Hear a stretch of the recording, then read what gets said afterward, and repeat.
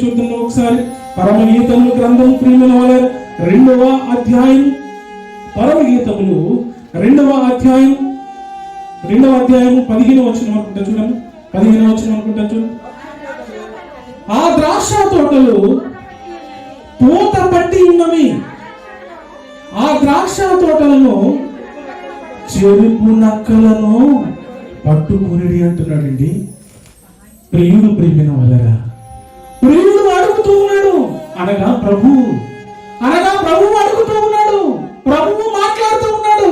ఏమని మాట్లాడుతున్నాడు అన్న ఆలోచనలోకి వెళ్తే, మన ద్రాక్ష తోటలు పూతపట్టి ఉన్నవి, ద్రాక్ష తోటలను చెరుపు నక్కలను పట్టుకుని సహాయము చేసుకుంట నక్కలను పట్టుకుని, అనగా ద్రాక్ష తోటకు సాదృశ్యం ఏమిటి అన్న ఆలోచనకు వెళ్తే, అది దేవుని యొక్క ప్రియమైన సంఘము. ప్రియమైన వాళ్ళ సంఘంలోనికి ఏమొచ్చేసినాయి అంట? సంఘాలు చెరుపుతున్నటువంటి నక్కలు వచ్చేసినాయి. ద్రాక్ష తోటలోనికి ఏమొచ్చేసినాయి అంటే ప్రియమైన వాళ్ళ ద్రాక్ష తోటలు చెరుపు నక్కలు వచ్చేసినాయి అంట. దయతో గుంట నక్కలు వచ్చేసి పట్టుకోమని చెబుతూ ఉన్నాడు. అనగా సంఘమును ద్రాక్ష తోటను పాడు చేసినటువంటి వారు కూడా సంఘంలోనికి వచ్చేసారు. ఇదిగో దయతో పట్టుకోండి వారిని. పరిశుద్ధాత్మ దేవుడు ప్రియమైన వాళ్ళ పరలోకమందు ఉన్నటువంటి దేవుడు తన యొక్క భార్య అయినటువంటి సంఘము గురించి వ్రాస్తున్నటువంటి మాటలండి, వ్రాస్తున్నటువంటి మాటలు.